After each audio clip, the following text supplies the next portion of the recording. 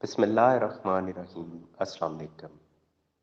ایک شخص جو مشترکہ کھاتے میں مالک تھا، اس نے درخواست دی ریونیو اتھارٹی کو کہ میری زمین الگ کر کے دی جائے۔ اس نے درخواست یہ دی کہ فلاں کھیوٹ نمبر میں سے میرا حصہ الگ کیا جائے۔ جو دیگر شریک کھاتا تھے انہوں نے آ کے یہ کہا کہ یہ شخص اور ہم 3 کھیوٹ کے اندر مشترکہ مالکان ہیں، یہ ایک کھیوٹ کو تقسیم کرانا چاہتا ہے، ایک کی بجائے تینوں کھیوٹ کو ایک ہی بار تقسیم کیا جائے۔ تحصیلدار کے پاس یہ معاملہ تھا، tehsildar as a assistant collector grade 1 کام کر رہا تھا۔ تو تحصیلدار نے اپنی اس پہ ورڈنگ یہ دی، اس نے کہا کہ ایک کھیوٹ کو تقسیم کیا جا سکتا ہے، یہ لازمی نہیں ہے کہ تمام کھیوٹ اکٹھی ہوں اور پھر ان کو تقسیم کیا جائے۔ انہوں نے اس کو چیلنج کیا، اس فیصلے کو، اے سی کے پاس۔ اے سی نے بھی اسی فیصلے کو قائم رکھا، اس نے کہا کہ ایک کھیوٹ کو تقسیم کیا جا سکتا ہے۔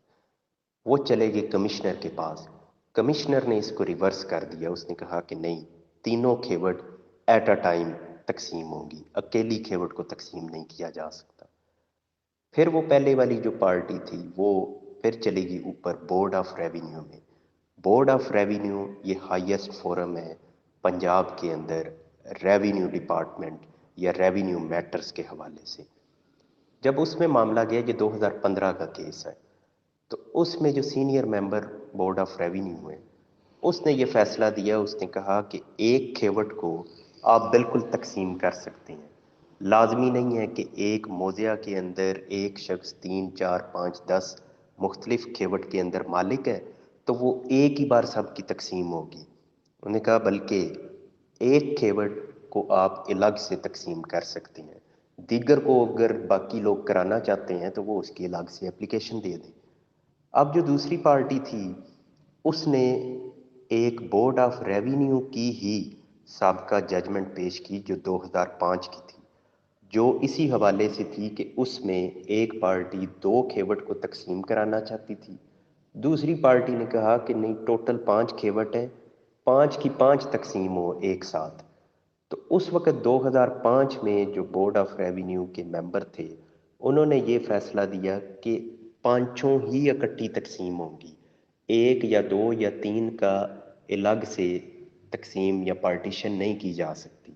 اور اس کی وجہ انہوں نے یہ بتائی کہ طریقہ کار یہ ہے کہ تمام جو جائیداد ہے اس کو آپ ایک ہی پول یعنی ایک ہی جگہ پہ آپ اکٹھا کرو، اور پھر اس میں سے دیکھو کہ کیونکہ ہر جائیداد کی اپنی ویلیو ہوتی ہے، کوئی قیمتی ہے کوئی کم قیمتی ہے، تو اس وقت پھر آپ ایک فیئر ڈیسیژن لے سکتے ہو کہ کس کو کتنی اور کدھر دینی ہے، تاکہ ہر ایک کو سیم ویلیو کے حساب سے وہ مل جائے۔ تو اس وقت 2005 میں وہی ادارہ کہہ رہا ہے کہ آپ الگ سے نہیں کر سکتے، سب کی اکٹھی تقسیم ہوگی۔ 2015 میں وہی ادارہ اس سے ڈیویٹ کر کے، اور وہ senior member board of revenue کا نے کہا کہ میں اس فیصلے سے ایگری نہیں کرتا جو 2005 میں ہوا تھا۔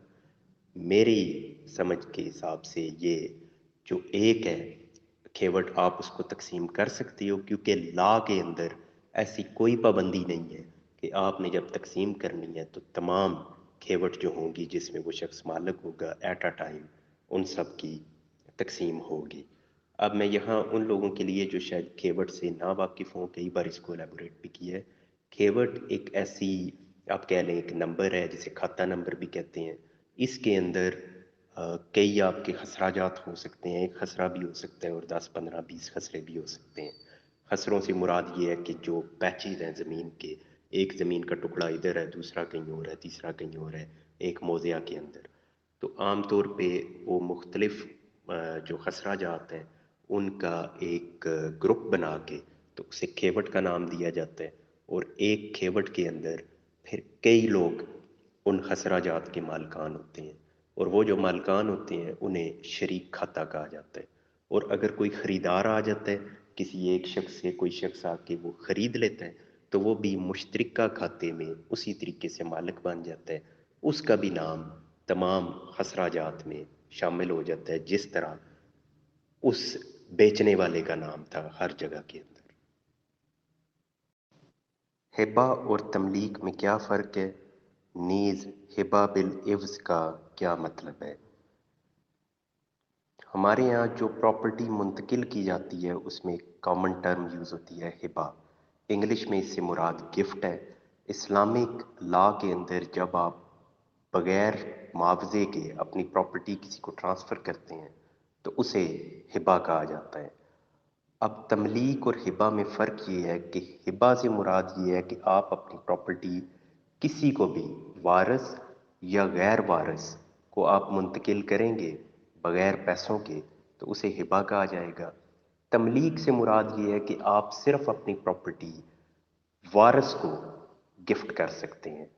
تملیک اور ہبا میں یہ نیرو سا ایک ڈفرنس ہے۔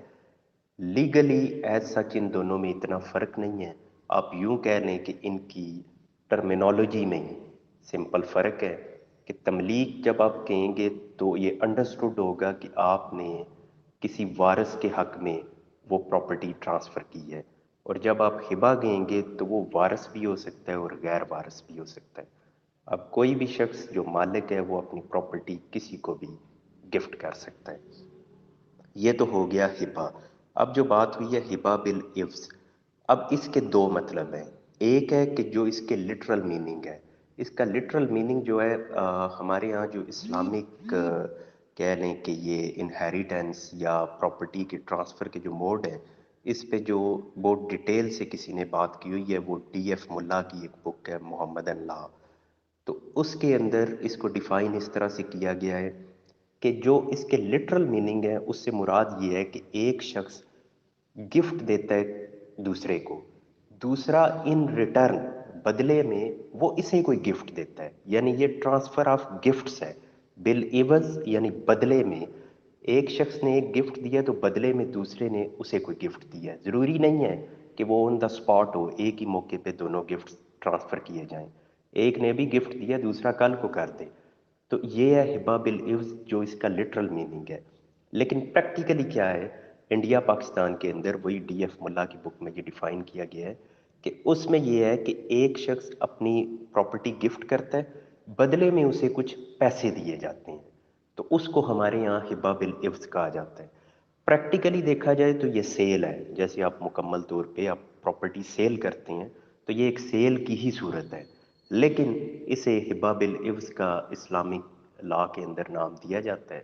اب اس میں یہ لازمی نہیں ہے، یہ اس میں کہا گیا ہے کہ یہ بھی ضروری نہیں ہے کہ آپ نے پراپرٹی دی ہے وہ 1 کروڑ روپے کی، بدلے میں یعنی ہبا بالعوض ہے، بدلے میں اگر وہ آپ کو 20 لاکھ بھی دے رہے تو ایون دین اس کو ہبا بالعوض ہی کنسیڈر کیا جائے گا۔ یہ لازمی نہیں ہے کہ وہ اتنی اماؤنٹ آپ کو بدلے میں دے جتنی اس کی ایکچوئل مالیت بنتی ہے، تو اسی لیے غالباً اس کو پھر ہبا بالعوض کہا گیا ہے کہ آپ گفٹ کر رہے ہیں اور بدلے میں وہ آپ کو گفٹ ہی دے رہا ہے، مالیت کا دونوں کا سیم ہونا وہ ایز سچ ضروری نہیں ہے۔